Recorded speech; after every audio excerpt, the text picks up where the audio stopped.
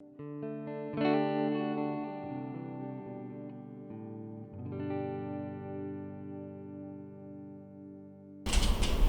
back. Today we're going to tie Kelly Galloup's Conehead T&A. We're going to do this in black today. This is a great leech pattern, one of the best out there. Very simple tie. We'll get into this one. I'll speak through it as we go. But this is Kelly Galloup's T&A Leech with a Conehead. We're going to add a little bit of extra to it. Just kind of jazz it up just a little bit, but overall it's going to be pretty basic. We're going to start with a MFC 70/50 size 4 for our back hook. Cameron's feeling needy here. What a surprise. Oh, chocolate dog.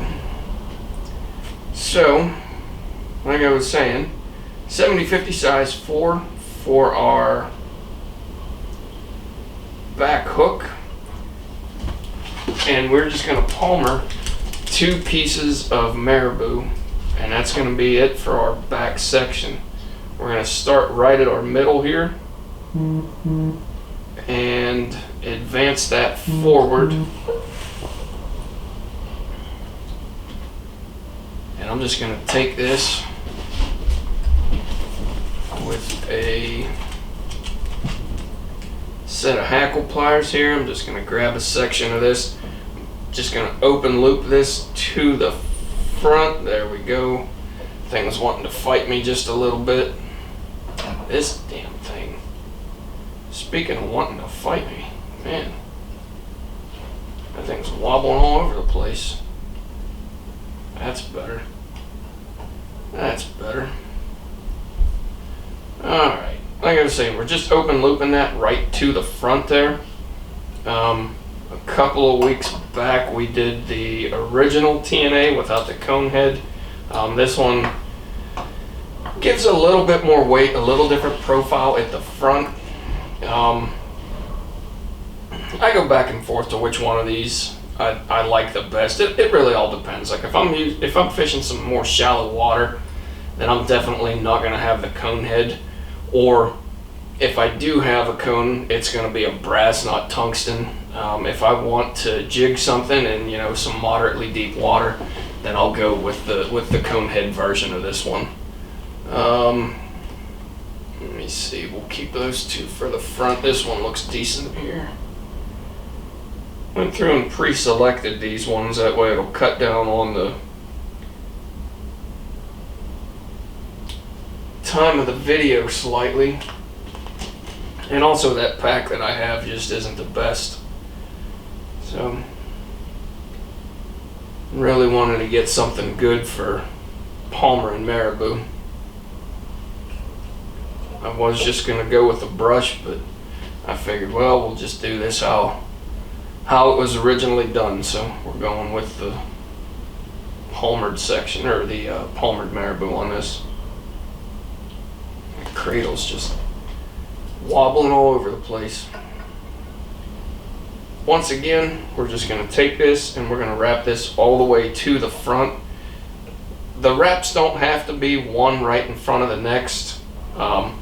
Depending on the length of the feather that you have or how much Marabou you want in there, it doesn't really matter if they're one in front of the next, because as you articulate this and you get the front hook, you start palmering that, it's going to wind up coming into this back section as well, and it's going to fill it out. So if it looks a little bit sparse for you when you first have this back section, that's not the end of the world, because like I said, that front hook's going to give you some fill as you go forward.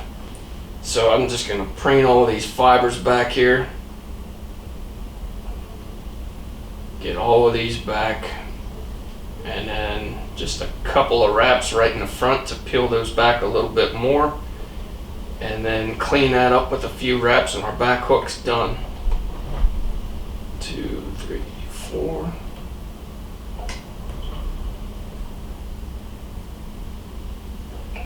Just get some some whip finishes in there.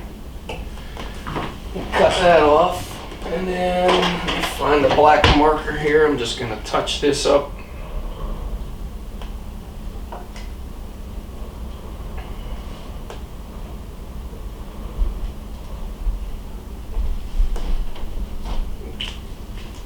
Tone that white thread down just a little bit. 19 strand beadle on, as always. This is 38 thousandths. And let's see what we got here. We're going to go with just the one bead on this. Now we're going to go to a size 2. This has the cone head on it. This is a, you can use tungsten or brass, whatever you prefer. Depending on how much weight you want, so on and so forth. This one's a tungsten. It's going to be a little bit heavier, and then I mark out in my box which one's tungsten, which one isn't. But typically, I mean, you just pick them up. You can tell which one's which just by the weight that it has to it. And then I'm going to take just a little bit of this tungsten putty that I have, and I'm going to work that around the hook. I'm going to push that into the eye of my hook, or into the cone. I just want to fill in that cone section. That way I don't have a big wobble on it. If you watched the Conehead T&A video I did, I went into a little bit more detail on this putty. I'm not going to go ahead and repeat it, but if you have any questions on the putty, just let me know and I'll be glad to answer them. I like the way that it works. It's an easy way to get these cones to stay in place for you. Just pack that opening full of that putty, and now that thing's locked into place for me. Just gonna make a few wraps right in front of my cone. Get rid of this thread there.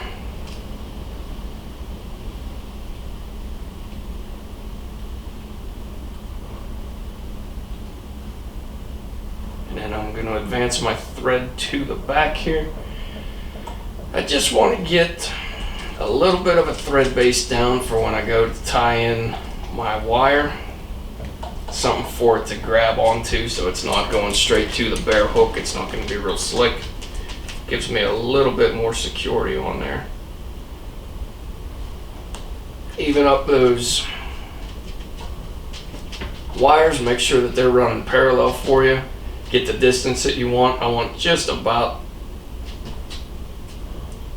the same, just about the width of my bead, maybe a little bit more, just slightly more if anything. I don't want too much distance behind that bead on the articulation. And then I'm going to go ahead and throw this in here.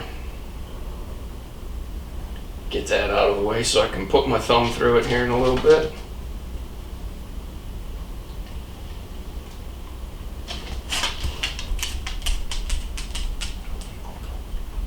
Go ahead and double over your wires.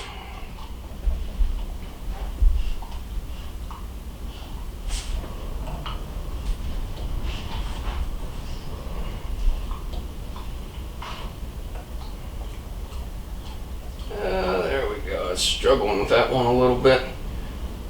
We got it though. So like I was saying, go ahead and double over your wires, and then I'm going to advance this to the back, and then we're just going to go with more Marabou. Should be able to get this in 3 plumes, depending on the length of usable material that you have. Sometimes it'll be 2, sometimes 4. Just make sure that when you're selecting this, that you're not going with too rigid of a portion on your stem, and I'll explain that a little bit better on this next one that I pick as I select the working material, or the working section that I'm going to use. If you wind up with a really rigid section on that stem, it's going to fight you pretty good, and there's a good chance that it'll wind up cracking. And then if it cracks, your Marabou unravels and your fly's done and you swear and throw stuff and get mad. Nobody wants that.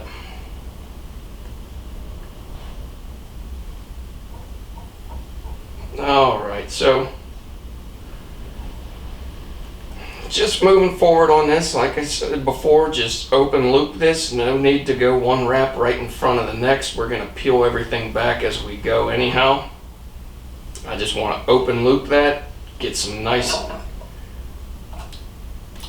wraps, get some Marabou flared out here, and then I just preen this back once again. Remember that there is a second hook back there. It'll bite you.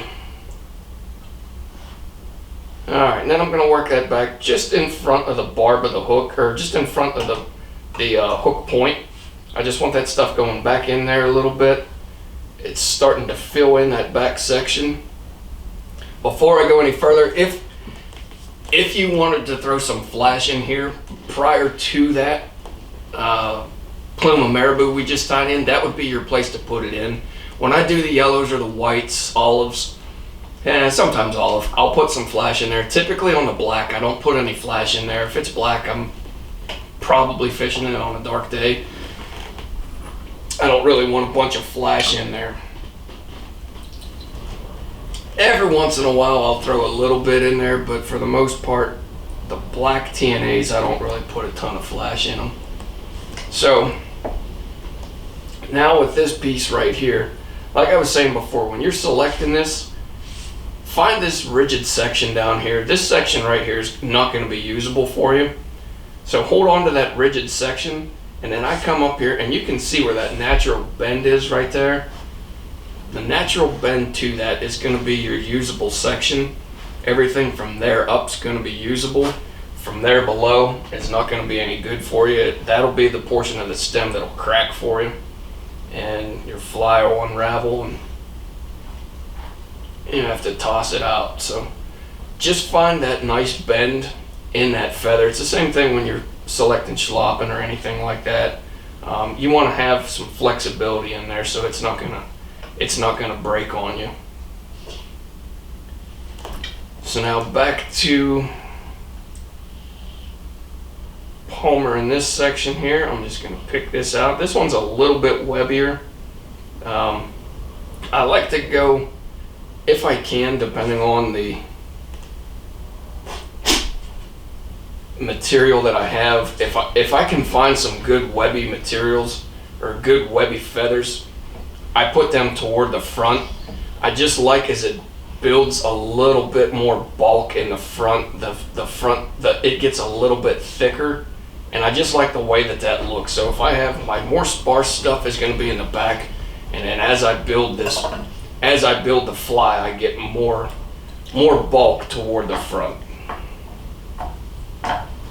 So we'll just trim that, get that out of our way. Once again, peel these fibers back. And then I'm just going to make a couple of wraps over the top of that. And I might need one more feather on this one, actually. I might need a fourth. We'll see how good this one is. Yeah, I'll probably need a fourth.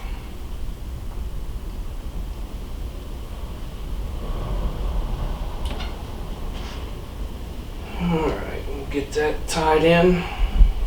1, 2.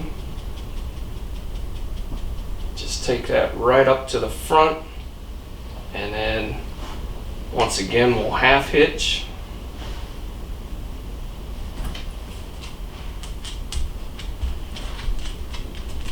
Stand this feather up and grab this portion right up at the very top that I want, and I have a feeling that I'm going to need another feather. Oh yeah, no doubt about it. This one's garbage. Jeez. Slim pickings in that pack for sure.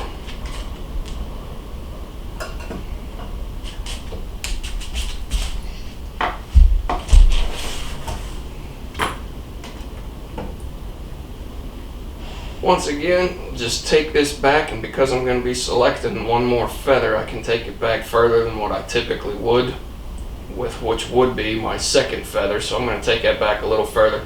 As you can see, like I was saying before, that back section really filled in with these subsequent plumes of Marabou that you tied in. This thing just, if it looks sparse to you in the very beginning when you have your back hook in there, don't worry, it's going to fill in as you tie more of these on. So we're going to find one more plume here. Hopefully I can find a good one. Hopefully I can find a good one. I've been through this pack already and it was tough finding something decent. So a lot of this is really good tail material, but not so much for Palmering.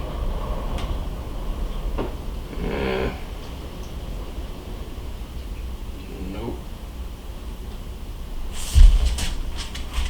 Not so much for Palmering. Maybe that one. That's gonna work because I'm not gonna go through that whole pack to find the right piece. This one's not near as webby. It's a little bit thinner than what I would typically use for the front, but I'm not gonna sit here and look for 5 minutes trying to find the right feather while the camera's going.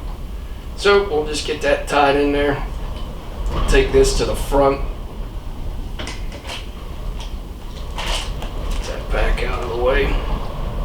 And we'll get this last piece tied in here. We'll take this right up to our cone.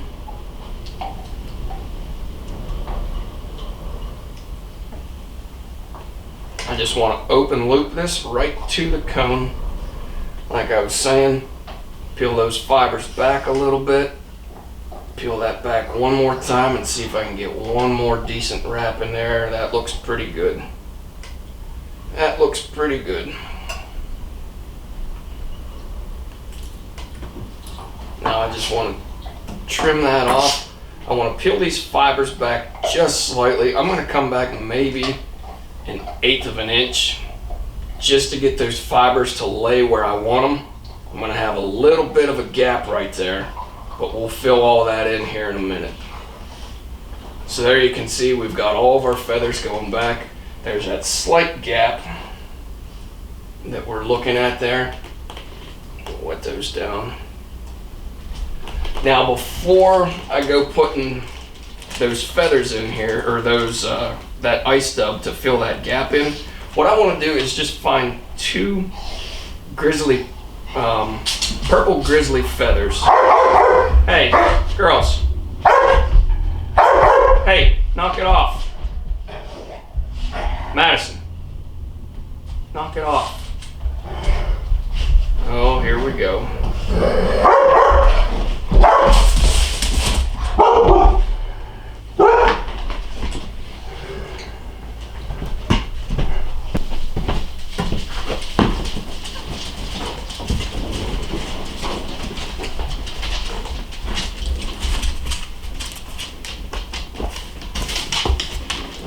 Over to me now, we've got in trouble. Go lay down. As I was saying, a little bit of entertainment there. I'm going to take just 2 purple grizzly feathers. They're all upset now because they got in trouble. I'm going to take 2 of these purple grizzly feathers, and I'm just going to use this as a lateral line. You can see how that's setting right there. That's a little bit on the long side, so I'm going to cut that down slightly. I want it going back just about 3/4 of the way into my back hook there, and I'm just going to set that in, get some loose wraps, make sure that it's not kicking to one side or another, and then I'm going to take this and trim that section. I'm going to double it over and try and catch that stem. There we go. Get that tied into place. And there you can see that lateral line running right down the center of our body there. I'm going to take and do the same thing on the opposite side. Measure that out to get the distance that you, or get the length that you want. And then peel this back and just trim that off. Hi, Madison. I know you're upset because you got yelled at, huh? Little shits. Oh, goodness. They keep things entertaining here for sure. Make filming a little difficult. Hi, Maddie. Are you mad? Or you're sad you got in trouble, huh? Hi, Maddie. Alright, buddy. Give me about 2 minutes, alright? Oh, man. Alright. Once again, I just doubled that over. And then you can see we have both of those purple lateral lines going down each side for us. Nice little effect to this fly. If you want to omit that step, you absolutely can. But I like the way that it looks, so I like these lateral lines in here. And then I'm just going to half hitch, and then what I'm going to do with this one is grab some ice dub. After I half hitch, I got my dubbing loop ready to go. I'm going to fill in this gap with a little bit of ice dub. That gap's a little bit wider than what I would typically like it, but you know what, with the Marabou that I was working with, I think that turned out all right. And then I'm just going to take a decent amount of ice dub here. I'm going to set this in my loop.